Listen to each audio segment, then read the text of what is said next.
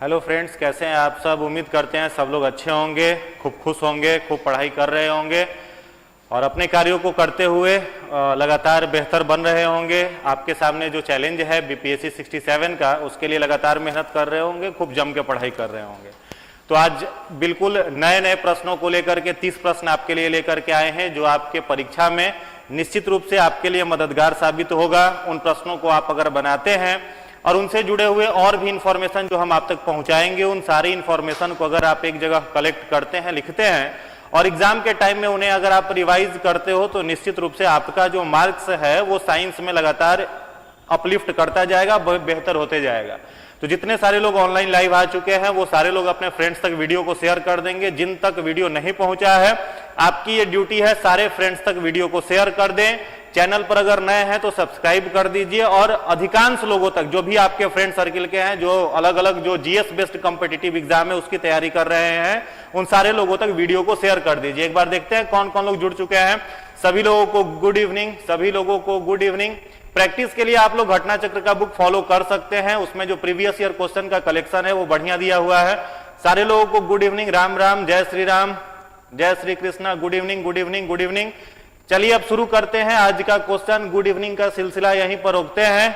फटाफट पहले का क्या काम करिए, आप लोग वीडियो को अपने फ्रेंड्स तक शेयर कर दीजिए। जो भी आपके फ्रेंड्स हैं जो बीपीएससी की तैयारी कर रहे हैं, या फिर जिन लोगों को बिहार एसआई का मेंस देना है, जिन लोगों को बिहार एसआई का मेंस देना है, या फिर स्पेशली जो लोग बीपीएससी की तैयारी कर रहे हैं, सीडीपीओ की तैयारी कर रहे हैं, उन तक वीडियो को शेयर कर दीजिए। पहले हम चाहते हैं कि कम से कम 200 लोग जुड़ जाएं, उसके बाद हम आज का वीडियो शुरू करते हैं, ताकि किसी का कोई प्रश्न जो हो स्किप ना हो, छूटे नहीं। तो एक बार फटाफट शेयर कर दीजिए। प्रश्न शुरू करते हैं आज का। सर मैंने कर दिया, वेरी गुड। शुभम खातून कह रहे हैं, शबनम खातून कह रहे हैं मैंने कर दिया, वेरी गुड, बहुत बहुत धन्यवाद आपका। चलिए शुरू करते हैं। आज का पहला क्वेश्चन जो आपके लिए है वो है, ध्यान से पहले पढ़ेंगे प्रश्नों को, पहले खूब आराम से ध्यान से पूरा मन लगा करके पढ़िए और आराम से उत्तर दीजिए। पहला प्रश्न आज का है, हीमोफीलिया एक अनुवांशिक रोग है जिसका वहन कौन करता है। वहन करने का मतलब यहां पर यह है, एक पीढ़ी से दूसरी पीढ़ी में हीमोफीलिया नामक रोग को ले जाने वाला फैक्टर कौन सा है। ऑप्शन ए है स्त्रियां करती हैं। प्रकट भी स्त्रियों में ही होता है। प्रकट का मतलब यहां पर किसको प्रभावी करता है, ठीक है। तो स्त्रियां वहन भी करती हैं, प्रकट भी स्त्रियों में होता है। स्त्रियां वहन करती हैं जो पुरुषों में प्रकट होता है। ऑप्शन सी है पुरुष करते हैं और प्रकट स्त्रियों में होता है। ऑप्शन डी है पुरुष उसका वहन करते हैं, प्रकट पुरुषों में होता है। और ऑप्शन ई है उपरोक्त में से कोई नहीं, उपरोक्त में से एक से अधिक। फटाफट कमेंट करके आंसर दीजिए। बी लगातार आंसर आ रहा है, लगातार आंसर बी आना शुरू हो गया है। सर मैं भी कर दिया, थैंक यू। जितने सारे लोग लाइक कर दिए, जितने सारे लोग शेयर कर दिए, उन लोगों को स्पेशली थैंक्स। चलिए अब प्रश्न देखते हैं। हीमोफीलिया देखो एक जेनेटिकल डिसऑर्डर है, और इस हीमोफीलिया रोग में क्या होता है, ब्लड क्लॉटिंग जो है वो डिले होने लगता है। डिले ब्लड क्लॉटिंग को हम लोग कहते हैं हीमोफीलिया। डिले ब्लड क्लॉटिंग को हम लोग क्या कहते हैं, हीमोफीलिया। अगर हाथ पैर कट जाए तो खून के रक्त का थक्का बनना बंद हो जाता है, उसी बीमारी को कहा जाता है हीमोफीलिया। अब एक विटामिन है जो विटामिन खून का थक्का बनने में मदद करता है, आप सब लोग परिचित हो, इसलिए वो प्रश्न आपसे नहीं पूछते हैं, वो बता देते हैं। विटामिन के जो होता है वो रक्त का थक्का बनने में क्या करता है, मदद करता है। दूसरा प्लास्टिड जो हम लोगों के रक्त में होता है, जिसे हम लोग प्लेटलेट्स कहते हैं, सॉरी प्लेटलेट्स जिसे कहते हैं, यह प्लेटलेट्स भी क्या करता है, ब्लड क्लॉटिंग में हेल्प करता है। और प्लेटलेट्स के अंदर कौन सा प्रोटीन होता है, प्रोथ्रोम्बिन नामक प्रोटीन होता है, जो कि ब्लड क्लॉटिंग में हेल्प करता है, ठीक है। तो इसका जो राइट आंसर है इस प्रश्न का कि हीमोफीलिया रोग का वहन कौन करता है, स्त्रियां करती हैं, जबकि यह रोग प्रकट किस में होता है, तो पुरुषों में होता है। इसी से रिलेटेड अगर एक क्वेश्चन आपसे पूछे कि एक बीमारी है जिसे हम लोग वर्ण अंधता कहते हैं, कलर ब्लाइंडनेस, तो कलर ब्लाइंडनेस डिजॉर्डर जो है उसका भी वहन कौन करता है। तो अगर हीमोफीलिया के जगह अगर हम लोग कलर ब्लाइंडनेस लगा देते, फिर भी आंसर यही सही होता। कलर ब्लाइंडनेस रोग भी वहन करने वाली कौन होती हैं, स्त्रियां होती हैं, जबकि उससे प्रभावित कौन होते हैं, पुरुष होते हैं। हाँ जी, सेम वही रह जाता। चलिए अगले प्रश्न की तरफ आगे बढ़ते हैं। आज का जो दूसरा प्रश्न आपके लिए है, वह है निम्नलिखित कारणों पर ध्यान दीजिए। एड्स का संचरण होता है, यहां पर कारण लिखे हुए हैं अलग अलग, इसमें से आपको बताना है कि एड्स का जो संचरण होता है वो किन कारणों से होता है। एक नंबर में है लैंगिक संभोग से, सेक्सुअल रिप्रोडक्शन जिसको कहते हैं। ऑप्शन बी है रक्ताधान से, जिसे ब्लड ट्रांसफ्यूजन कहते हैं। सी है मच्छर और अन्य रक्त चूसकों से, यानी जो ब्लड को क्या करते हैं, सक करते हैं, या फिर प्लासेंटा के संपर्क में आने से। इसमें से आपको यहां पर दिया हुआ है code. Option A 1 2 3, option B 1 2 और 4, ऑप्शन सी है 1 3 और 4, और ऑप्शन डी है 1 और 3। फटाफट टिक कर करके आंसर बताइए। Very good very good. ई कुछ लोग कह रहे हैं, कुछ लोग बी कह रहे हैं। ई और बी में कंफ्यूजन है। बहुत सारे लोग, कुछ लोग ए भी कह रहे हैं, कुछ लोग ए भी कह रहे हैं। देखो आप आंसर दे रहे हैं तो प्रयास करिए टाइप करके उत्तर देने का। आंसर को टाइप कर करके अगर आप भेजते हैं तो चीजें आपको याद हो जाती है। तो देखो यहां पर जो लिखा हुआ है एड्स, सबसे पहले तो हम लोग ये जान लेते हैं कि एड्स कैसा डिजीज है। तो दो प्रकार के डिजीज होते हैं। एक डिजीज होता है कॉन्जेनाइटल, जिसे जन्मजात रोग कहते हैं, जो जन्म के साथ किसी बच्चे में दिखाई दे, और दूसरा रोग होता है एक्वायर्ड डिजीज, जो जन्म के बाद किसी में होता है, उसे हम लोग उपार्जित रोग कहते हैं। अब यहां पर जो एड्स लिखा हुआ है, इस एड्स का पूरा नाम है acquired immuno deficiency syndrome. Deficiency syndrome, acquired immuno deficiency syndrome, यह एड्स का फुल फॉर्म हो गया। अब यह एड्स जो है यह क्या काम करता है, ध्यान से समझना। एक्वायर्ड का मतलब होता है जन्म के बाद होने वाली बीमारी। यहां पर इम्यून जो वर्ड लिखा हुआ है, इसका सीधा सीधा मतलब है WBC। हम लोगों के बॉडी में जो WBC है वही हम लोगों के इम्यून को बूस्ट करता है। तो वैसा बीमारी जो जन्म के बाद हो, प्रभावित किसको करे, WBC को करे। डिफिशियंसी माने घटा दे, WBC की संख्या को कम कर दे, और सिंड्रोम का मतलब कारक। वैसी बीमारी जिसमें शरीर का WBC कंप्लीटली नष्ट हो जाता है, उसी को हम लोग क्या कहते हैं, एड्स कहते हैं। और यह एड्स जिस वायरस से होता है उस वायरस को HIV कहा जाता है, जिसका पूरा नाम है ह्यूमन इम्यूनो डिफिशियंसी वायरस। ठीक है। अब एक प्रश्न मेरा आपसे है कि HIV वायरस जो है वो वायरस की किस फैमिली से बिलोंग करता है। HIV वायरस वायरस के किस परिवार का सदस्य है, फटाफट कमेंट कर करके आंसर बताइए। दो वायरस उस फैमिली का है, बस दो वायरस, एक तो HIV है और दूसरा एक वायरस है जिसे हम लोग कहते हैं TMV, टुबैको मोजाइक वायरस, और यह तंबाकू के पौधों में लग करके तंबाकू के पौधों को खराब कर देता है। तो TMV और HIV में इसका जो है राइट आंसर छुपा हुआ है। चलिए वेरी गुड वेरी गुड। कुछ लोग बी कह रहे हैं, चलिए इसका आप आंसर देंगे। HIV और TMV किस वायरस के फैमिली के मेंबर हैं, किस वायरस के फैमिली के सदस्य हैं? तो चलो ये आप याद कर लोगे। HIV और TMV जो है यह दोनों रेट्रो वायरस फैमिली के मेंबर हैं। किस वायरस के? तो रेट्रो वायरस याद रखना है, बहुत ही खतरनाक वायरस का फैमिली है, जिस वायरस के फैमिली का जेनेटिक मटेरियल क्या होता है, RNA। कई बार रिपीटेड क्वेश्चन है, RNA जो है किस वायरस के फैमिली का जेनेटिक मटेरियल है, तो आपको याद रखना है RNA जो है वो रेट्रो वायरस फैमिली के वायरस का जेनेटिक मटेरियल है। और रेट्रो वायरस फैमिली के दो वायरस हैं, एक है HIV और दूसरा वायरस है TMV। ठीक है। तो एड्स कैसे होता है, तो ये ऑप्शन तो आप सब लोग जान रहे हो, लैंगिक जनन से, असुरक्षित लैंगिक जनन से यह बीमारी हो सकती है। रक्ताधान से, अगर किसी में संक्रमित रक्त चढ़ा दिया तो हो सकता है। सी है मच्छर और अन्य रक्त चूसकों से, तो ये आंसर गलत है, 3 नहीं होगा। और 4 जो है प्लासेंटा। प्लासेंटा का मतलब होता है जिसके अंदर इम्ब्रियो डेवलप करता है। ठीक है। इम्ब्रियोनिकल कोड से जुड़ा हुआ रहता है प्लासेंटा, और प्लासेंटा के अंदर जो फीटस होता है, नवजात शिशु होता है, वो डेवलप करता है, तो प्लासेंटा के माध्यम से भी हो सकता है। तो इसका राइट आंसर देखिए 1 2 और 4, 1 2 और 4, यानी ऑप्शन बी जो है इसका राइट आंसर है। Very good. चलिए अगले प्रश्न की तरफ आते हैं। आज का जो तीसरा प्रश्न आपके लिए है वो है भोजन विषाक्तता का क्या कारण होता है। फूड पॉइजनिंग जो होता है, भोजन जो खराब हो जाता है, भोजन जो डिकम्पोज होने लगता है, सड़ने लगता है, उसके लिए जिम्मेवार कौन है? ई कोलाई है, साल्मोनेला बैसिलाई है, स्टूडोमोनास है, या कैंडिडा है? फटाफट कमेंट कर करके आंसर दीजिए। सर वीडियो बहुत क्लियर नहीं दिख रहा है, एक बार आप अपने पिक्चर क्वालिटी को बढ़ाइए, फोन के यूट्यूब के पिक्चर क्वालिटी को बढ़ाइए, दिखेगा क्लियर। चलिए फटाफट आंसर दीजिए। भोजन के विषाक्तता का, फूड पॉइजनिंग का क्या कारण है? ई कोलाई, साल्मोनेला बैसिलाई, स्टूडोमोनास या कैंडिडा? फटाफट कमेंट करिए, कमेंट कर करके आंसर बताइए। प्रश्न संख्या 3 का उत्तर दीजिए। तो इसका जो राइट आंसर निकल करके आ रहा है वो क्या होगा? Salmonella bacilli, salmonella bacilli. अब कुछ अलग इंफॉर्मेशन आपको देते हैं। देखो यहां पर जो भी लिखा हुआ है सब किसका नाम लिखा हुआ है? बैक्टीरिया का। तो प्रश्न पूछता है आकार के आधार पर, शेप के आधार पर बैक्टीरिया कितने प्रकार का हो सकता है। तो 2-3 बात आप याद रखेंगे। जो भी बैक्टीरिया आपको गोल दिखाई दे, जो भी बैक्टीरिया आपको गोलाकार दिखाई दे, राउंड शेप्ड बैक्टीरिया अगर आपको कोई दिख रहा है तो स्पष्ट सी बात है उस बैक्टीरिया को हम लोग क्या कहेंगे? कोकाई। जो भी बैक्टीरिया राउंड शेप दिख रहा है उसे हम लोग क्या कहेंगे? Cocci, COCCI। जो भी बैक्टीरिया छड़नुमा है, छड़नुमा यानी रॉड के आकार का है, छड़ जैसा है, उस बैक्टीरिया को हम लोग कहते हैं बैसिलस। ठीक है। तीसरा आपको याद रखना है, जो भी बैक्टीरिया कॉमा शेप है, कॉमा देखते हो ना आप लोग लिखते हैं तो ऐसे कॉमा देते हैं, तो जो भी बैक्टीरिया कॉमा शेप आपको दिखाई दे तो उसे हम लोग कहते हैं विब्रियो। या फिर जो भी बैक्टीरिया स्प्रिंग शेप दिखाई दे, स्प्रिंग शेप मतलब जैसे आपके स्पाइरल बाइंडिंग का कॉपी होता है उसमें जो स्प्रिंग आपको दिखाई देता है, अगर कोई बैक्टीरिया वैसा आपको दिखाई दे रहा है तो उस बैक्टीरिया को हम लोग कहते हैं स्पाइरिलम। ठीक है।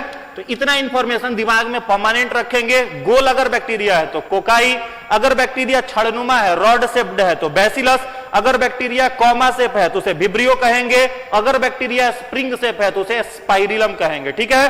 अगर बैक्टीरिया चेन में हो, श्रृंखला में हो, बैक्टीरिया का पूरा ग्रुप जुड़ा हुआ हो तो उसको क्या कहेंगे? तो याद रखेंगे अगर बैक्टीरिया चेन में हो, पूरा जुड़ा हुआ है, श्रृंखला में है, तो उस बैक्टीरिया को के ग्रुप को हम लोग कहते हैं स्ट्रिप्टो। ठीक है। एग्जाम्पल समझना, जैसे एक बीमारी होती है उसको हम लोग कहते हैं निमोनिया, एक डिजीज है जिसको हम लोग कहते हैं निमोनिया। यहां पर पी साइलेंट है। ठीक है। पी का प्रोनाउंसिएशन नहीं करेंगे। ये क्या हो गया? निमोनिया। तो पूछा जाए कि निमोनिया बीमारी किस बैक्टीरिया से होती है तो उस बैक्टीरिया का नाम क्या लिखोगे? उस बैक्टीरिया का नाम आप लिखोगे स्ट्रिप्टोकोकस निमोनियाई। क्या नाम लिखोगे? स्ट्रिप्टोकोकस निमोनियाई। तो यहां पर मैंने क्या लिखा है? स्ट्रिप्टोकोकस।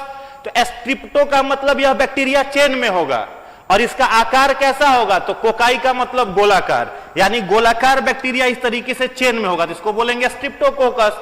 वैसे एक बीमारी होता है कॉलरा, जिसको हैजा कहते हैं। तो कॉलरा किससे होता है? तो कॉलरा होता है विब्रियो कॉलेरी से। विब्रियो कोलेरी से क्या होता है? कॉलरा। तो पूछा जाए कि कॉलरा के बैक्टीरिया का आकार कैसा होगा तो देखो विब्रियो लिखा हुआ है तो आप क्या कहेंगे? सीधा विब्रियो लिखा हुआ है तो सर वो कॉमा के शेप का होगा, इस तरीके से दिखेगा। ठीक है। तो ये इंफॉर्मेशन आपको याद रखना है। तो इसका राइट आंसर जो होगा, भोजन के विषाक्तता का कारण साल्मोनेला बैसिलाई। Very good. चलिए अगले प्रश्न की तरफ आगे आते हैं। आज का अगला प्रश्न है, उस वैज्ञानिक का नाम बताइए जिसने यह खोज की थी कि मलेरिया प्लाज्मोडियम नामक परजीवी से होता है। ऑप्शन ए है मेंडल, ऑप्शन बी है हैकल, ऑप्शन सी है रोनाल्ड रॉस, ऑप्शन डी है डार्विन। फटाफट कमेंट कर करके आंसर बताइए। किस वैज्ञानिक ने बताया था कि मलेरिया प्लाज्मोडियम नामक प्रोटोजोआ से होता है? सारे लोगों को गुड इवनिंग। ठीक है। पिक्चर क्वालिटी अगर आप बढ़ाइएगा फोन का ज्यादा क्लियर दिखेगा। डेटा बचाइए मत ज्यादा, थोड़ा पिक्चर क्वालिटी को बढ़ा लीजिए, वीडियो अच्छे से दिखेगा। क्वेश्चन है, उस वैज्ञानिक का नाम बताइए जिसने बताया था कि मलेरिया किससे होता है? प्लाज्मोडियम नामक प्रोटोजोआ से होता है। तो इसका जो राइट आंसर होगा, पहले देख लेते हैं फटाफट। डी सी लगातार आ रहा है, रोनाल्ड रॉस। Very good. जितने सारे लोग रोनाल्ड रॉस आंसर दे रहे हैं सभी का उत्तर बिल्कुल ही सही है। कॉपी पेन हाथ में रहना चाहिए, लास्ट में पूछेंगे भाई किसका कितना नंबर आया तो जोड़ करके बताओगे। चलो रोनाल्ड रॉस राइट आंसर है। अब अगर आपसे पूछे मेंडल के बारे में कुछ इंफॉर्मेशन बताइए तो मेंडल को हम लोग क्या कहते हैं? Father of genetics. याद रखना है, फादर ऑफ जेनेटिक्स। अनुवांशिकता के जनक कौन हो गए? तो ग्रेगर जॉन मेंडल। दूसरा जो आपका डार्विन है, इनके बारे में बता सकते हो आप? डार्विन ने कौन सी किताब लिखी थी? डार्विन ने कौन सी किताब लिखी थी? फटाफट कमेंट करके आंसर बताओ। डार्विन ने कौन सी किताब लिखी थी? कमेंट कर करके आंसर बताइए। Which book was written by Charles Darwin? Darwin ने कौन सी किताब लिखी थी? फटाफट फटाफट बताओ। फादर ऑफ जेनेटिक्स पर अभी मत रुको, आगे बढ़ो। हाँ वेरी गुड, आंसर आने लगा। The origin of species. The origin of species नामक किताब किसने लिखी थी? Charles Darwin. दूसरा चीज याद रखो, अब मान लो आपसे एक प्रश्न पूछे, who gave the theory of natural selection, who gave the theory of natural selection, प्राकृतिक चयनवाद का सिद्धांत किसने दिया था? ऑप्शन यही 4 है, Mendel, Haeckel, Ronald Ross, Darwin. प्राकृतिक चयनवाद, नेचुरल सिलेक्शन का थ्योरी किसने दिया था? इवोल्यूशन में हमने पढ़ाया है आपको, इवोल्यूशन में आपको हमने पढ़ाया है। फटाफट बताइए, फटाफट बताइए। दी ओरिजिन ऑफ स्पेसीज किताब तो लिखा था इन्होंने, डार्विन ने। डार्विन ने और क्या किया था बताइए? नेचुरल सिलेक्शन किसने दिया था? Very good. नेचुरल सिलेक्शन का थ्योरी भी किसका था? प्राकृतिक चयनवाद का, डार्विन का ही था। नेचुरल सिलेक्शन, प्राकृतिक चयनवाद का सिद्धांत भी किसने दिया था? डार्विन ने ही दिया था। एक और चीज याद रखो, फादर ऑफ इवोल्यूशन, विकासवाद का जनक या क्रमिक विकास का जनक भी किसे कहा जाता है? डार्विन को ही कहा जाता है। चलिए, आज का 5वां प्रश्न आपके लिए है, मलेरिया से प्रभावित होने वाला कौन सा अंग है? Which organ is affected by malaria? ठीक है, मलेरिया से कौन सा अंग प्रभावित होता है? हृदय होता है, फेफड़ा होता है, किडनी होता है या स्प्लीन होता है? क्या होता है मलेरिया से? आंसर आने लगा, कुछ लोग डी कह रहे हैं, तिल्ली या प्लीहा।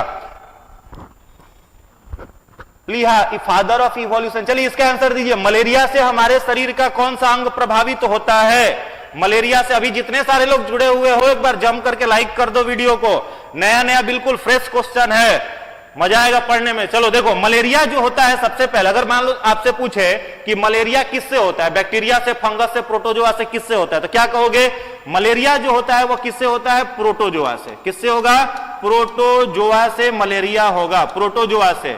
और प्रोटोजोआ का अगर नाम आपसे पूछ दे तो आप क्या कहेंगे? प्लाज्मोडियम। क्या कहेंगे? प्लाज्मोडियम नामक प्रोटोजोआ से कौन सी बीमारी होगी? मलेरिया।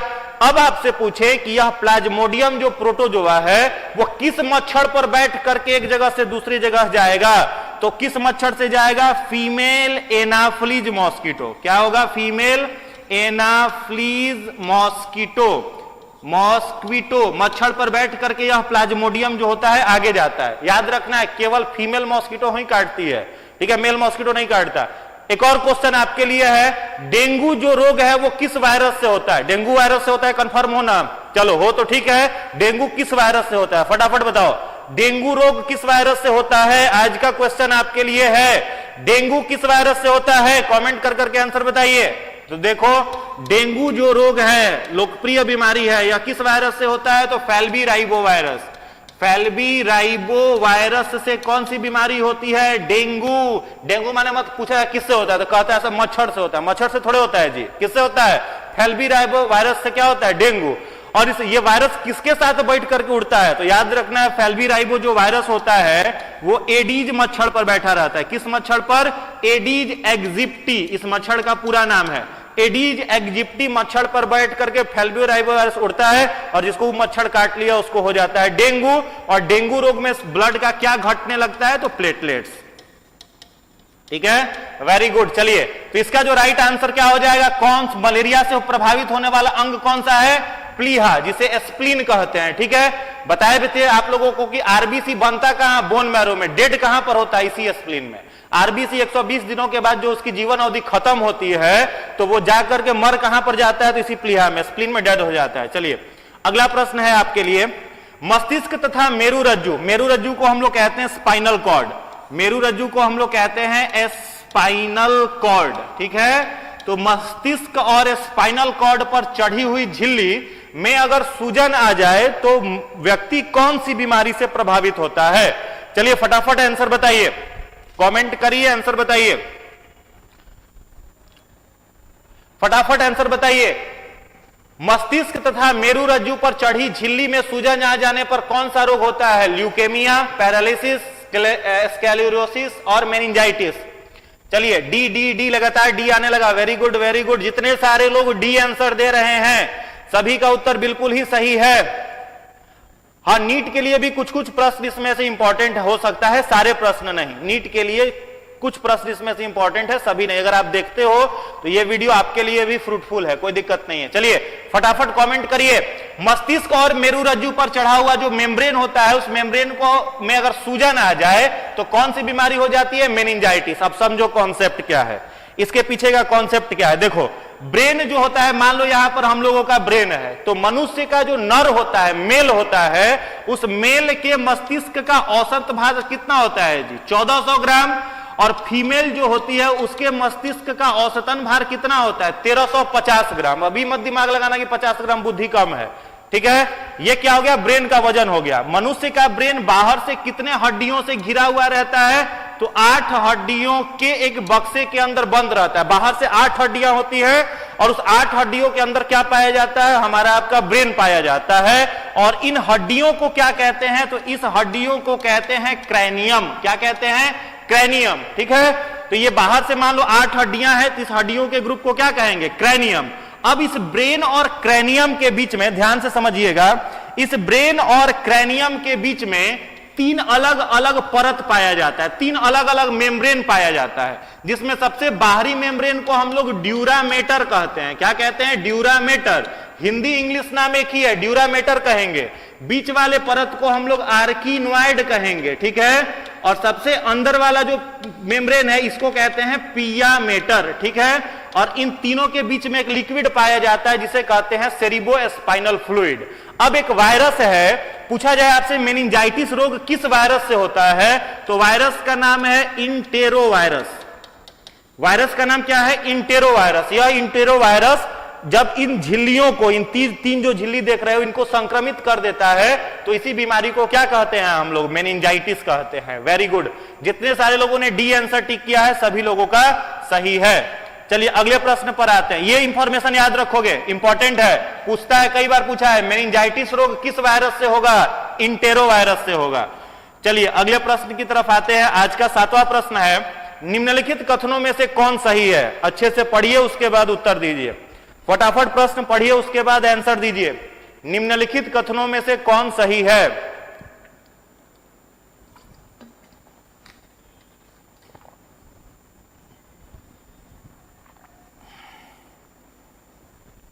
ठीक है। इसमें पहला है, मानव शरीर में फीमर सबसे लंबी हड्डी है। जान रहे हो, सही सही बात है। फीमर बोन कहां पर है? तो थाइज की जो बोन होती है उसको हम लोग फीमर कहते हैं। हैजा जीवाणु के कारण होता है। हैजा जिसको कॉलरा कहते हैं वो बैक्टीरिया के कारण होता है। सी है, एथलीट फुट रोग जो होता है वो विषाणु के कारण होता है। बताइए, ए सी लगातार सारा ऑप्शन आ रहा है। चलिए देखते हैं इसका जो राइट आंसर है वो क्या है। देखो, मानव शरीर में सबसे लंबी हड्डी फीमर सही है, तो ऑप्शन 1 खोजो। तो एक डी तो हट गया, दुगो में से आपको खोजना है, तो एक ऑप्शन सही है। दूसरा हैजा जो होता है कॉलरा, वो किससे होता है जी? बैक्टीरिया से होता है, ये भी सही है। तो 1 और 2 सही है। एथलीट फुट जो होता है वो वायरस से नहीं होता है, ठीक है, ठीक है। तो यहां पर आंसर क्या निकल करके आ जाएगा? 1 और 2 जिसमें है, 1 और 2 जिसमें है, तो 1 और 2 किसमें है? तो ऑप्शन सी में है। तो जितने सारे लोगों ने ऑप्शन सी टिक किया है उन सारे लोगों का सही है। 7 का आंसर जो राइट आंसर हो जाएगा वो हो जाएगा सी। चलिए 8वें प्रश्न की तरफ आते हैं। 8वां प्रश्न है आपका, निद्रा रोग किसके कारण होता है? ऑप्शन ए है नाइजेरिया, ऑप्शन बी है एंट अमीबा, ऑप्शन सी है ट्राइपनोसोमा, ऑप्शन डी है स्कैरिसिस, ठीक है। तो पढ़िए और आंसर दीजिए। निद्रा रोग, इसको स्लीपिंग सिकनेस कहते हैं, ठीक है। निद्रा रोग को हम लोग क्या कहते हैं? Sleeping sickness. खूब सोता है इंसान, इसमें सारे बिहारी को यही रोग पकड़े हुए हैं, स्लीपिंग सिकनेस। स्लीपिंग सिकनेस, खूब सोता है, ठीक है। तो हाँ चलो, लगातार सी आंसर आ रहा है। ट्रिप्नोजोमा, ट्रिप्नोजोमा, ट्रिप्नोजोमा, very good.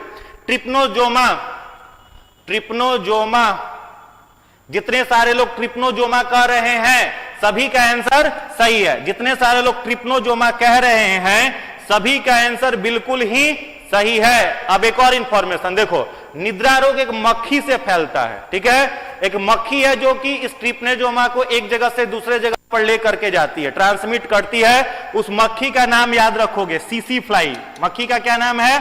CC fly. T यहां पर साइलेंट है, तो सीसी मक्खी जो होती है। वेरी गुड, जितने सारे लोग सीसी फ्लाई लिख रहे हैं सभी का सही। सैंड फ्लाई नहीं, सैंड फ्लाई लिख रहे हो गलत है, सीसी फ्लाई, ठीक है।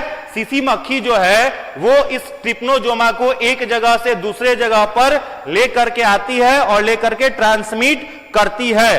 अब एक प्रश्न मेरे तरफ से है, एक बीमारी है जिसको हम लोग कहते हैं पायरिया। नाम सुने होंगे सब लोग, मसूड़े में हो जाता है, मुंह से दुर्गंध आता है, स्मेल आता है और ब्लड आता है मसूड़ों से।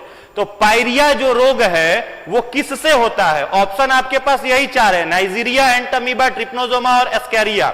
इसी में से आपको आंसर देना है। चलिए फटाफट आंसर दीजिए। हाँ, स्लीपिंग सिकनेस के साथ फीवर भी रहता है, सही है। चलो फटाफट कमेंट कर करके आंसर दीजिए। बिहार में ये मक्खी बहुत दिखती है सर। हाँ, सीसी फ्लाई बिहार में बहुत है। चलो बताओ, फटाफट कमेंट करो। पायरिया रोग किससे होता है? चलो डी नहीं होगा। चलो अमीबा याद रखना है, एंट अमीबा जो होता है इससे कौन सा रोग होता है? पायरिया। Very good. चलिए अगला प्रश्न है आपके लिए। कुछ लोग वेट करता है, इंतजार करता है कि बाकी के लोग आंसर देना शुरू करें तो उसी को हम फॉलो कर लेंगे। तो ऐसा नहीं करिए, आपको जो आता है वही आप आंसर दीजिए। दूसरे को देख करके कॉपी पेस्ट करोगे तो नहीं सीख पाओगे, ठीक है? अपना आंसर खुद से दो। चलो अगला प्रश्न है, चिकित्सीय भाषा में गोल्डन आवर का संबंध किससे है?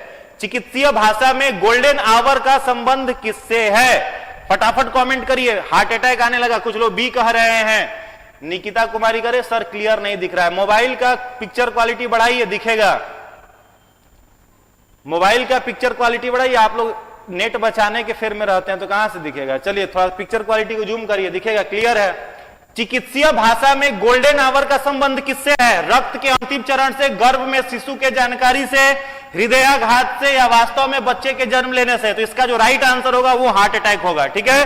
हार्ट अटैक जिसमें इंसान का विकेट गिर सकता है, उस रोग में जब व्यक्ति जाता है और हार्ट अटैक आता है तो उसमें जितना देर वो जिंदा रहता है उसको गोल्डन आवर कहा जाता है। Very good. चलो तो इसका जो आंसर होगा वो सी होगा। आज का जो 10वां प्रश्न आपके लिए है, तीव्रता एवं प्रयुक्तता के आधार पर निम्न में से कौन सा कैंसर, कर्क रोग मतलब कैंसर, कर्क रोग उत्पन्न कर सकता है तथा उसका उपचार भी करता है? तंबाकू, अल्कोहल, आयनिक किरण, पैराबैंगनी किरण। फटाफट कमेंट करिए और उत्तर बताइए। फटाफट क्वेश्चन नंबर 10 का उत्तर बताइए। सर जी सी को लॉक करके चाबी फेंक दी। Very good. चलो इसका राइट आंसर जो है वो सी है, ठीक है? C is the right answer of this question. इस प्रश्न का सही उत्तर जो है वो सी है। Very good. जितने सारे लोगों ने सी आंसर दिया है सभी का सही है। आयनिक किरण जो होता है उसके आधार पर कैंसर जो किसी को उत्पन्न भी हो जाता है और कैंसर ठीक करने के लिए भी इसका उपयोग किया जाता है उपचार में। Very good. चलिए अगला प्रश्न है, 11 नंबर क्वेश्चन है। इंद्र है, इंद्र भगवान का नाम है, तो ये मत सोच लेना कि वर्षा कराने वाले देवता इंद्र है। प्राचीन इतिहास में आप लोग पढ़े होंगे। इसका आंसर दीजिए। इंद्र है, इंद्र है। फटाफट कमेंट करिए, इंद्र क्या है? वर्षा के देवता यहां पर नहीं। इंद्र क्या है? इंद्र क्या है बताइए। A D. कुछ लोग रडार कह रहे हैं, कुछ लोग कुछ और कह रहे हैं। फटाफट बताओ इंद्र क्या है? प्रक्षेपास्त्र है या चालक रहित भी? चालक रहित समझ रहे हो, ड्राइवरलेस, जिसमें ड्राइवर नहीं है। रडार है या टैंक है? चलिए देखते हैं। सी लगातार आने लगा। रडार। Very good. जितने सारे लोग रडार कह रहे हैं सभी का उत्तर सही है। इंद्र क्या है? एक रडार है। फिगर हमको लगता है कि टेक्निकल टीम वाले लोग डाले होंगे। देखो यही इंद्र है। ये क्या है? इंद्र है, एक रडार है और रडार से हम लोग लेते हैं फ्रीक्वेंसी को देखते हैं। चलिए वेरी गुड। चलिए अगला प्रश्न आपके लिए है। इंद्र एक रडार है। चलिए अगला प्रश्न है, इलेक्ट्रॉन के खोजकर्ता कौन है? बिल्कुल बच्चा वाला प्रश्न है। इलेक्ट्रॉन के खोजकर्ता कौन है? बताओ इलेक्ट्रॉन के खोजकर्ता कौन है? फटाफट बताइए। J Thomson, James Watt, Galileo या रदरफोर्ड? इलेक्ट्रॉन के खोजकर्ता डीआरडीओ ने बनाया। वेरी सही है। चलिए बताइए। ए लगातार आंसर आने लगा। ए सरजी थॉमसन। वेरी गुड है, अच्छी बात है। 12 नंबर जो क्वेश्चन है, इलेक्ट्रॉन के खोजकर्ता कौन है, तो इसका राइट आंसर जो होगा वो हो जाएगा जे थॉमसन। जे थॉमसन, ठीक है? तो जे थॉमसन ने किस चीज का खोज किया था? इलेक्ट्रॉन का। एक सूचना है आप सभी के लिए, ध्यान देंगे। एक नोटिस है, ध्यान दीजिए। सुबह में मॉडर्न वाली जो क्लास होती है उसमें हम लोग लॉर्ड हेस्टिंग्स से पहले तक का करेंगे, यानी वारेन हेस्टिंग्स से लेकर के लॉर्ड हेस्टिंग्स तक, वारेन हेस्टिंग्स तक लास्ट जो किया है उससे लॉर्ड हेस्टिंग्स के पहले तक करेंगे, यानी मिनटों तक करेंगे। और ये जो गवर्नर जनरल की क्लास होते होते आपका पूरा मॉडर्न इंडिया कंप्लीट हो जाएगा। जो लोग भी क्रैश कोर्स कर रहे हैं तो 10 से 12 क्लास में पूरा का पूरा डेप्थ में आप कंप्लीट कर लेंगे। तो इसीलिए कल की क्लास के लिए, कल जो सुबह में जो हम लोग सेशन करेंगे तो उसमें आगे जो कॉर्नवालिस, वेलेजिली, बार्लो और मिंटो, इतना तक सेक्शन चलेगा। और क्वेश्चन वाइज जो सेशन मैंने शुरू किया है तो एक भी क्वेश्चन 67वीं में नहीं छूटेगी। तो 1 घंटा अगर पर डे आप टाइम देते हैं तो 10-12 दिन में मॉडर्न इंडिया खत्म हो जाएगा, 10-12 घंटे में कंप्लीट हो जाएगी। चलिए ठीक है, साइंस को एंजॉय कीजिए। चलिए यहां पर फोकस करिए, और जब आपका क्विज लिया जाता है तो जैसे सर ने सिलेबस बता दिया तो पूरा पढ़ करके आइए, और सर के क्वेश्चन में एकदम 100 आउट ऑफ 100 जो भी नंबर आता है पूरा लेकर के आओ, ठीक है। खूब एंजॉय करिए, खूब मन से पढ़ाई करिए। चलिए देखते हैं इस प्रश्न का उत्तर जो है वो क्या हो जाएगा। जे थॉमसन, एक प्रश्न हमने आपसे पूछा था, न्यूक्लियस की खोज किसने की थी, जिसको हिंदी में नाभिक कहेंगे। नाभिक की खोज किसने की थी, बताइए। नाभिक की खोज किसने की थी, न्यूक्लियस की खोज किसने की थी, न्यूक्लियस की खोज किसने की थी। फटाफट कमेंट करो और आंसर बताओ, न्यूक्लियस की खोज किसने की थी। बस इसी में से एक प्रश्न थोड़ा सा हमने घुमा दिया है, न्यूक्लियस की खोज किसने की थी।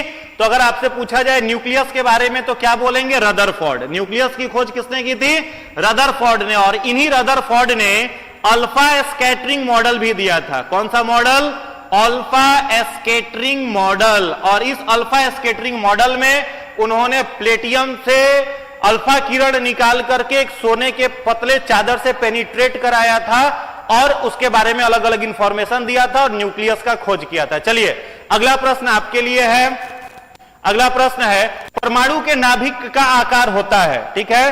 परमाणु का जो नाभिक होता है, एटम का जो न्यूक्लियस होता है, उसका आकार कितना है। 10 to the power -5 metre, 10 to the power -9, 10 to the power -10, 10 to the power -15 metre. फटाफट कमेंट करिए और आंसर बताइए, फटाफट कमेंट करिए, आंसर बताइए। डी आंसर आने लगा, 10 to the power -15 कह रहे हैं कुछ लोग बी कह रहे हैं, ए बी सी में कंफ्यूजन, कुछ लोग सी भी कह रहे हैं।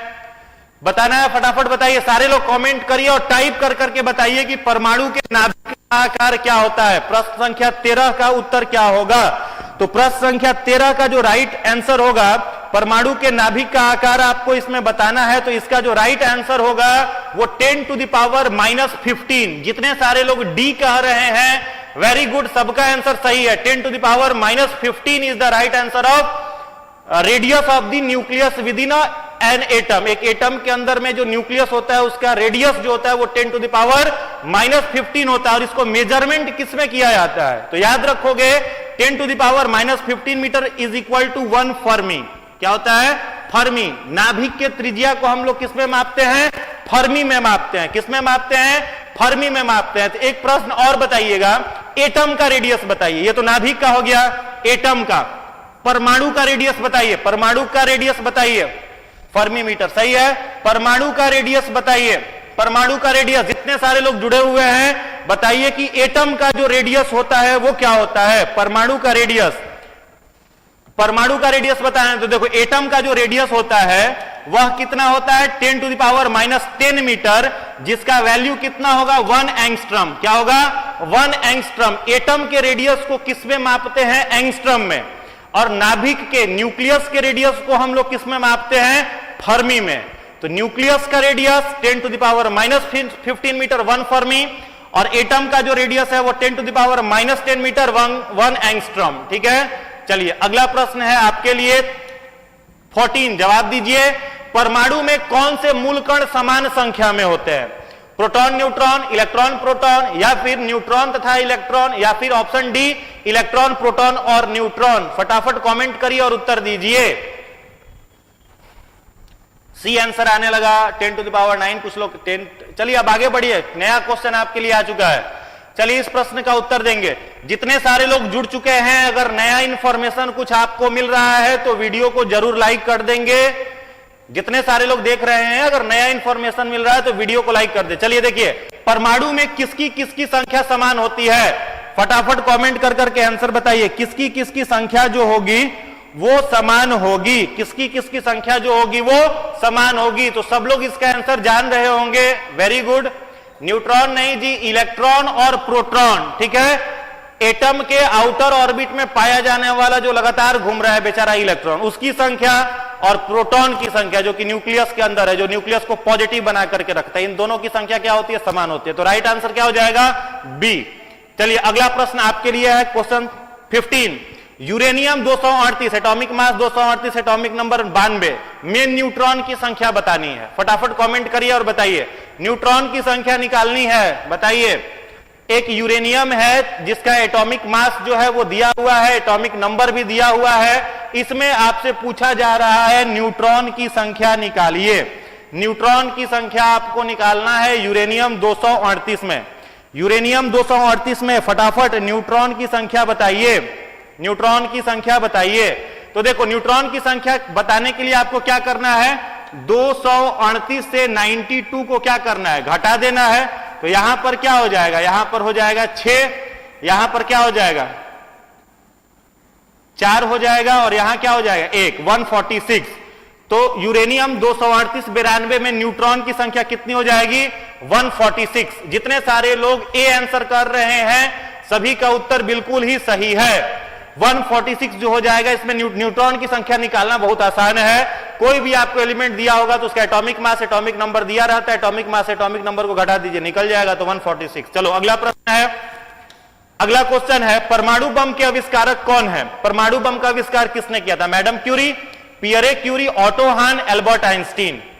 एटम बम का खोज किसने किया था? चलिए फटाफट कमेंट करिए और उत्तर बताइए। एटम बम का आविष्कार किसने किया था? इसका आंसर ए बी न लिख करके पूरा लिखो, पूरा लिखो, किसने किया था, नाम लिखो, याद हो जाएगा। एटम बम किसने बनाया था, किसने खोज किया था?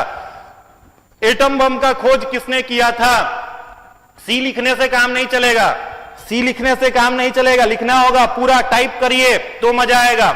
एटम बम जो है उसको बनाने वाले वैज्ञानिक, जितने सारे लोग सी आंसर दे रहे हैं सभी का उत्तर बिल्कुल ही सही है। ऑटो हान ने क्या किया था? न्यूक्लियर परमाणु बम बनाया था, ऑटो हान। चलिए अगला प्रश्न है आपके लिए, जल में तैरना न्यूटन के गति के किस नियम के कारण संभव है? अगर कोई बॉडी वाटर में फ्लोट कर रही है, तैर रही है, तो वो न्यूटन के किस नियम पर आधारित है? प्रथम नियम, जिसे जड़त्व का नियम आप लोग पढ़े होंगे, ठीक है। अगर कोई बॉडी जिस अवस्था में रहती है उसी अवस्था में रहना चाहती है, या फिर द्वितीय नियम है, या फिर न्यूटन का तीसरा नियम है, every action has equal and opposite reaction जिसको कहते हैं, या फिर सभी।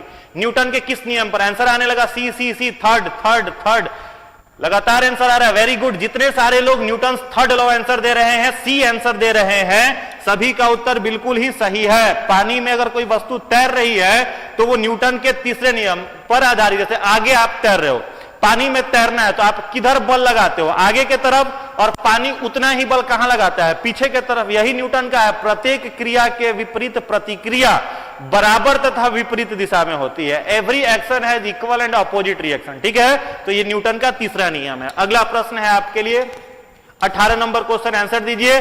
कमरे में रखे रेफ्रिजरेटर की दरवाजा को अगर खोल दिया जाए तो कमरे का तापमान क्या होगा? घट जाएगा, बढ़ जाएगा, 0 डिग्री हो जाएगा, या अपरिवर्तित रहेगा? फटाफट बताओ। अगर रेफ्रिजरेटर आपके रूम में रखा हुआ है, उसका दरवाजा खोल दिया आपने, तो रूम टेम्परेचर, कई लोग बिहार में बुद्धि लगाएगा, एसी का कमी है तो फ्रीजे खोल देते हैं, ठीक है। फ्रिज को पूरा 2-3 घंटा चला करके फ्रीजे खोल देते हैं, रूम ठंडा आ जाएगा। कूलर तो काम करेगा नहीं इतनी गर्मी में, पंखा का तो औकात ही नहीं है ठंडा करना। तो क्या होगा? फटाफट कमेंट करिए। बी लगातार आंसर आ रहा है, बढ़ जाएगा। कुछ लोग कह रहे हैं घट जाएगा, ठीक है। कुछ लोग कह रहे हैं बढ़ जाएगा, कुछ लोग कह रहे हैं घट जाएगा, ठीक है। तो देखो यहाँ पंखा जब काम ना करे तो रेफ्रिजरेटर भूल करके भी मत खोलना, ही नहीं कि रेफ्रिजरेटर खोल दिया, पता चला रूम का टेम्परेचर और बढ़ेगा, ठीक है। तो जब आप रेफ्रिजरेटर को बंद कमरे में खोल देते हैं तो रूम का तापमान जो होता है वो क्या हो जाता है? बढ़ जाता है। देखो उसमें कंप्रेसर जो होता है रेफ्रिजरेटर के अंदर, वो डोर जब लॉक्ड रहता है, उसका बंद रहता है, तो वो कूलिंग का काम करता है। और जैसे ही उसको ओपन इन्वायरमेंट में अगर आप कर देते हैं तो वो गर्म हवा जो होता है वहां से प्रोड्यूस करना शुरू करता है, जिसके चलते आपका रूम का तापमान जो है वो बढ़ जाएगा। तो इसका आंसर होगा बी। चलिए अगले प्रश्न की तरफ आगे बढ़ते हैं। आज का अगला प्रश्न है, अवश्रव्य तरंगों की आवृत्ति कितनी होती है? Inaudible, the frequency of inaudible waves is 20 hertz से कम, 20 हर्ट्ज से अधिक, 20,000 हर्ट्ज से अधिक, या फिर 20 से 20,000 हर्ट्ज के बीच में? फटाफट कमेंट करिए और आंसर बताइए। नहीं खोलिएगा मत दरवाजा, हाँ लेकिन हम तो खोल देते हैं। नहीं खोलिएगा भूल के भी, रूम गर्म हो जाएगा, पता चला कुटा गए घर में, इतना गर्मी घर में हो गया तो पिटाना शुरू हो जाओगे। चलो आंसर देंगे, अवश्रव्य तरंगों की ध्वनि आवृत्ति कितनी होती है? लगातार आंसर है, कुछ लोग डी कह रहे हैं, कुछ लोग सी कह रहे हैं, कंफ्यूजन है। चलिए देखते हैं। अवश्रव्य समझ रहे हो, इनऑडिबल कह रहा है, ऑडिबल नहीं, इनऑडिबल। इससे कुछ रिलेटेड प्रश्न और भी बन सकते हैं। इनऑडिबल जो अब आपसे कहा जा रहा है, तो वैसा ध्वनि जिसको हम लोग सुन नहीं सकते हैं, ठीक है, तो सुन नहीं सकते हैं, तो हम लोग सुन कितना से कितना के बीच में सकते हैं, तो याद रखोगे 20 से 20,000 हर्ट्ज तक जो फ्रीक्वेंसी होती है साउंड की, उसी को हम लोग सुन सकते हैं। अब ना तो 20 से कम सुन पाओगे आप, नहीं 20,000 से अधिक सुन पाओगे, हम लोग इतना के ही बीच में सुनते हैं। तो यहां पर राइट आंसर क्या हो जाएगा, 20 हर्ट्ज से कम। ए आंसर जितने सारे लोगों ने दिया है उन सभी का जवाब बिल्कुल ही सही है, ठीक है, जितने सारे लोगों ने ए आंसर दिया है सभी का जवाब सही है। 19 का राइट आंसर ए हो जाएगा। चलिए अगला प्रश्न देखिए 20। अगला प्रश्न देखिए 20 नंबर क्वेश्चन आपके लिए दिया गया है। नजदीक आती रेल की सीटी की आवाज बढ़ जाती है, जबकि दूर जाने वाली गाड़ी के लिए यह घटती जाती है। यह घटना उदाहरण है रमन इफेक्ट का, जूल थॉमसन इफेक्ट का, क्रॉम्पटन इफेक्ट का, या डॉल्पर इफेक्ट का, डॉपलर इफेक्ट का। फटाफट कमेंट करिए और आंसर बताइए, कमेंट करिए। रेलगाड़ी जब नजदीक आएगा तो सीटी का आवाज बढ़ता हुआ दिखाई देगा, दूर जाएगा तो कमता हुआ दिखाई देगा, किस इफेक्ट के कारण है? चलिए सही जवाब आने लगा, Doppler effect, Doppler effect, Doppler effect. बिल्कुल ही सही जवाब है, डॉपलर इफेक्ट के कारण होता है। आप लोग ध्यान से अगर देखें तो रेलवे स्टेशन पर खड़े रहिएगा तो फील हो जाता है, ठीक है, ये पता चल जाता है। तो ध्वनि में के जो वॉल्यूम में जो बदलाव आता है, जो चेंज आता है, इस पर रिसर्च किए थे डॉपलर, और डॉपलर के कारण ही ये इफेक्ट दिखता है। चलिए अगला प्रश्न है आपका, ब्रह्मांड में न्यूनतम संभव तापमान कितना है? ब्रह्मांड जो है, यूनिवर्स जो है, उसका न्यूनतम पूछा जा रहा है आपसे, सबसे कम तापमान कितना हो सकता है? -273 degree Celsius, 0 degree Celsius, -300 degree Celsius, या 1 डिग्री सेल्सियस। चलिए कमेंट करिए, फटाफट कमेंट करिए और आंसर बताइए। डी आंसर आ रहा है, कुछ लोग ए कह रहे हैं, 19 का ई। चलिए फटाफट कमेंट करिए, आंसर बताइए, ब्रह्मांड में न्यूनतम तापमान कितना होगा?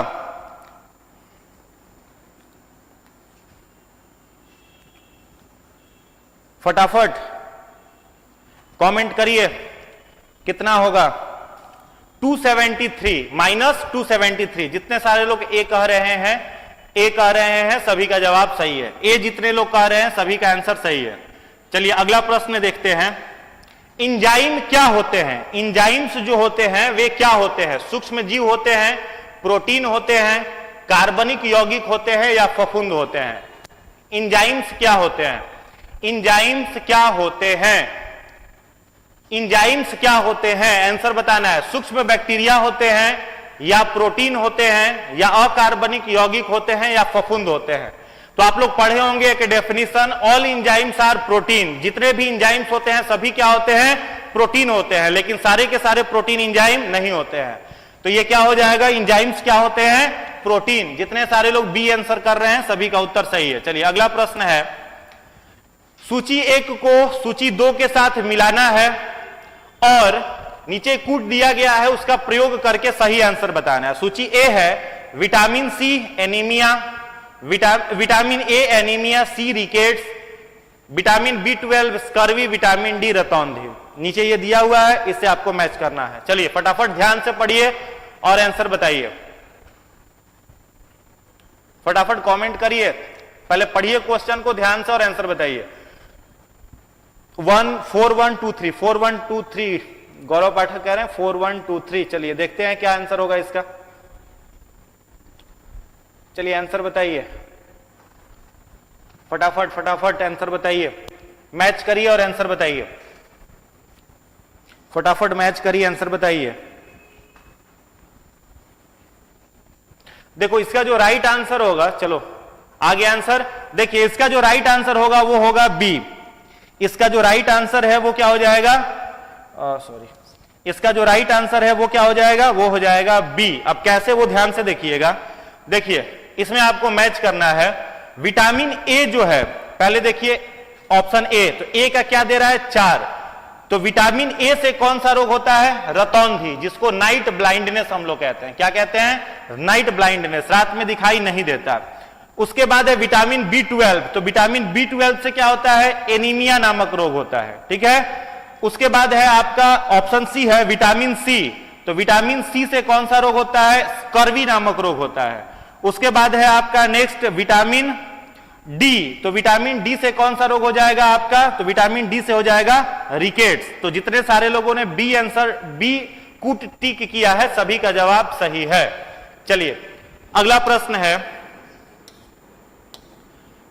मैच कर वही सेम है यहां पर, उसी का इंग्लिश है। चलो यहां देखिए, ट्रिटिकम एस्टिवम, ट्राइटिकम एस्टिवम किसका वैज्ञानिक नाम है? गेहूं का, धान का, चावल का या प्याज का? ट्राइटिकम एस्टिवम जो है वो किसका वैज्ञानिक नाम है? ट्राइटिकम एस्टिवम जो है वो किसका वैज्ञानिक नाम है? फटाफट कमेंट करके आंसर बताइए। ट्राइटिकम एस्टिवम जो है वो किसका वैज्ञानिक नाम है? ट्राइटिकम एस्टिवम किसका वैज्ञानिक नाम है? चलो टाइप करके गेहूं बता दिए, वेरी गुड। जितने सारे लोग गेहूं आंसर दे रहे हैं बिल्कुल सही है। ट्राइटिकम एस्टिवम जो है वो किसका नाम है? गेहूं का नाम है। अगर धान का आपसे पूछा जाए तो धान का क्या होता है? बताइए। धान का ओराइजा सटाइवा। धान का क्या होगा? ओराइजा सटाइवा धान का होता है, या चावल का आप कह सकते हैं, चावल का होता है।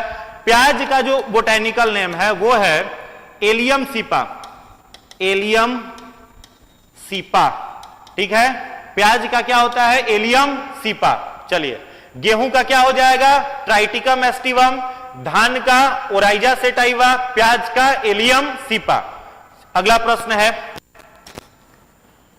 प्रोकैरियोटिक कोशिका किसमें पाई जाती है? प्रोकैरियोटिक कोशिका किसमें पाई जाती है? बैक्टीरिया में, नीलहरित शैवाल में, जीवाणु और विषाणु, जीवाणु और विषाणु, विषाणु का मतलब हो जाता है वायरस, ठीक है, और ब्रायोफाइट्स। देखो यहां पर आपको याद रखना है, प्रोकैरियोटिक का मतलब होता है वैसी कोशिका जिसमें न्यूक्लियस नहीं है, वैसा सेल जिसमें न्यूक्लियस नहीं है उसे हम लोग कहते हैं प्रोकैरियोटिक। चलिए आंसर दीजिए, फटाफट आंसर दीजिए।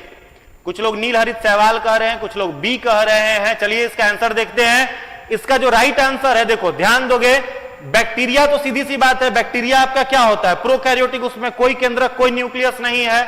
नीलहरित शैवाल, इस नीलहरित शैवाल का दूसरा नाम क्या है? साइनोबैक्टीरिया। इसका जो दूसरा नाम है नीलहरित शैवाल का वो है साइनोबैक्टीरिया। तो साइनोबैक्टीरिया में भी न्यूक्लियस नहीं होता है। तो दो ऑप्शन आ गया। ब्रायोफाइट तो आपका प्लांट्स है, ठीक है, याद रखोगे प्लांट किंगडम का इकलौता ऐसा फाइलम ब्रायोफाइट है जिसे हम लोग क्या कहते हैं? Amphibian of plant kingdom, amphibian of plant kingdom, इसे कहा जाता है एम्फीबियन ऑफ प्लांट किंगडम, यानी पौधे के जगत का यह क्या है? उभयचर है, एम्फीबियन है, ठीक है। तो एम्फीबियन ऑफ प्लांट किंगडम याद रखोगे, कई बार परीक्षा में यह प्रश्न रिपीट किया है। एम्फीबियन ऑफ प्लांट किंगडम कौन है? तो इसका राइट आंसर क्या हो जाएगा? ब्रायोफाइट, ठीक है। तो प्रश्न आपका जो प्रोकैरियोटिक कोशिका है ये क्या हो जाएगा? इसका राइट आंसर ऑप्शन ई हो जाएगा। चलिए अगले प्रश्न पर आते हैं। 26 नंबर क्वेश्चन है, जैव विकास को सर्वप्रथम किसने समझाया? जैव विकास को सर्वप्रथम किसने समझाया? जैव विकास को बताइए। न्यूटन ने, आइंस्टीन ने, चार्ल्स डार्विन ने या लैमार्क ने? जैव विकास को सर्वप्रथम किसने समझाया? तो दो ऑप्शन तो इसमें से ऐसे ही कट जाएगा, दो ऑप्शन इसमें से ऐसे ही हट जाएगा। न्यूटन आपका हट जाएगा, तो बेचारे फिजिक्स के थे, आइंस्टीन भी हट जाएंगे। अब यहां पर जैव विकास आपसे कह रहा है, तो जैव विकास में दो ही वैज्ञानिक आते हैं, एक आपका डार्विन आते हैं और दूसरे लैमार्क आते हैं। लेकिन क्वेश्चन ध्यान से पढ़ो, फादर ऑफ इवोल्यूशन पूछता है, जैव विकास के जनक, तब तो टिक मार देते हम लोग डार्विन। लेकिन सबसे पहले किसने समझाया था? तो सबसे पहले किसने समझाया था? लैमार्क ने, ठीक है। और फिलोसोफी जूलॉजिक एक किताब था जिसका नाम था फिलोसोफी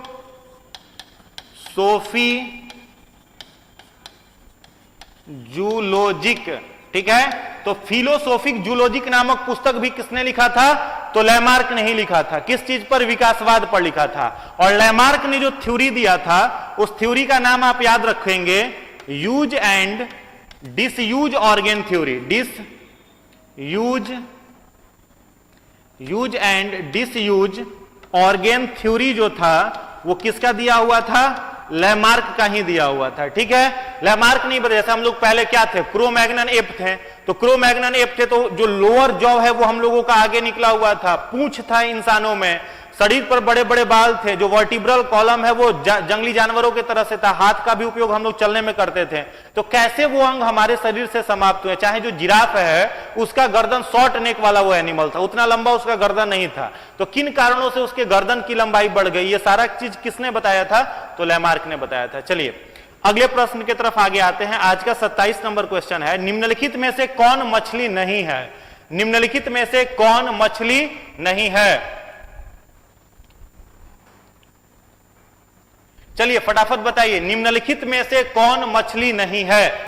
निम्नलिखित में से कौन मछली नहीं है? फटाफट कमेंट करिए, आंसर बताइए, कौन मछली निम्नलिखित में से नहीं है? स्टार फिश है, सा फिश है, पाइप फिश है, गिटार फिश है? फटाफट कमेंट कर करके आंसर बताइए।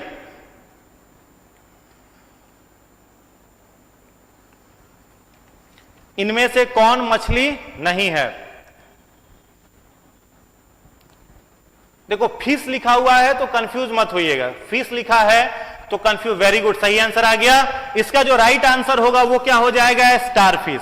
इनमें स्टार फिश जो है वो मछली नहीं है। चलिए अगला प्रश्न है आपके लिए 28 नंबर क्वेश्चन, निम्न में से कौन सी वास्तविक रूप से मछली है? वो मछली नहीं था और ये वास्तविक मछली है। स्टार फिश, जेली फिश, हैग फिश या सी हॉर्स, समुद्री घोड़ा?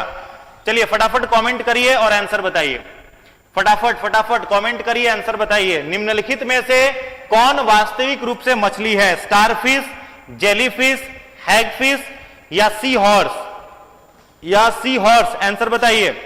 इसका राइट आंसर जो होगा वो क्या होगा बताइए। तो देखो इसका जो राइट आंसर है, कई लोग दिमाग लगाएंगे कि सर यहां तो घोड़ा लिखा हुआ है, चलो वेरी गुड, घोड़ा बना करके दौड़ा दिए, जो लोग घोड़ा का फिगर ही बना दिए, समझ गए। इसका राइट आंसर क्या होगा? समुद्री घोड़ा। सी हॉर्स जो है वो क्या होता है? आपका मछली का एक प्रजाति है, नाम से कंफ्यूज्ड नहीं होना है।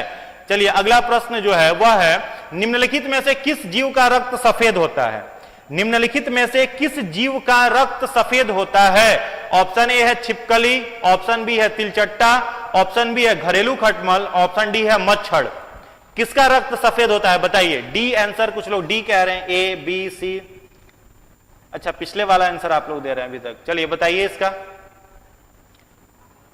चलिए फटाफट आंसर बताइए। कॉकरोच, वाह, फिगर भी आ जाता है, कमेंट कर रहे हैं, फिगर भी आप लोग बना देते हैं, कलाकार आप लोग हैं, अच्छी बात है। देखो चलो इसका जो राइट आंसर वो हो जाएगा वो होगा तिलचट्टा, कॉकरोच। चलो याद रखना है, जैसे हम लोगों का ब्लड कैसा है? रेड कलर का, due to presence of haemoglobin.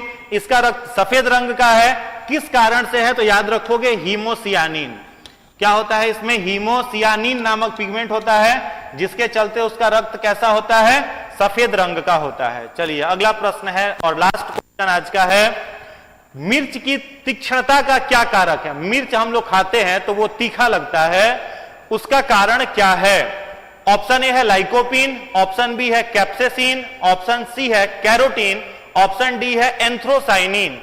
फटाफट कमेंट करिए और आंसर बताइए। मिर्च में तीखापन, मिर्च में तीखापन, चलिए मिर्च में तीखापन किस कारण से होता है? लाइकोपिन के कारण होता है, या कैप्सेसिन के कारण होता है, या कैरोटीन के कारण होता है, या एंथ्रोसाइनिन के कारण होता है? लास्ट क्वेश्चन है, सब लोग आंसर सही दीजिएगा। चलिए फटाफट आंसर दीजिए। मिर्च में तीक्ष्णता, मिर्च में तीक्ष्णता, तो देखिए इस प्रश्न का जो सही उत्तर होगा वह होगा मिर्च में जो तीक्ष्णता होती है वो बी के कारण। सही है, बिल्कुल सही जवाब है। अब एक चीज और याद रख लोगे आप लोग कि टमाटर का जो लाल रंग होता है, मान लो यही 4 ऑप्शन है और आपको बताना है कि टमाटर का लाल रंग किसके कारण है। फटाफट कमेंट करके बताइए, टमाटर का लाल रंग किसके कारण है? टमाटर का लाल रंग किसके कारण है? फटाफट बताइए, कमेंट करिए, आंसर बताइए। टमाटर का रंग लाल किसके कारण होता है? फटाफट बताइए। तो देखो टमाटर का जो लाल रंग होता है वो किसके कारण होता है? तो लाइकोपिन के कारण होता है। किसके कारण होता है? लाइकोपिन के कारण होता है। टोमेटो का जो रेड कलर है वो लाइकोपिन के कारण होता है। और कैरोटीन जो है ये किस में पाया जाता है? तो संतरा में। ऑरेंज जो होता है, संतरा का जो नारंगी रंग होता है वो किसके कारण होता है? कैरोटीन के कारण। और एंथ्रोसाइनिन जो है इस एंथ्रोसाइनिन के कारण क्या होता है, तो गाजर का जो रंग आप देखते हैं, कैरोट का जो रंग देखते हैं, वो एंथ्रोसाइनिन के कारण से होता है। चलिए, बिल्कुल सही जवाब है।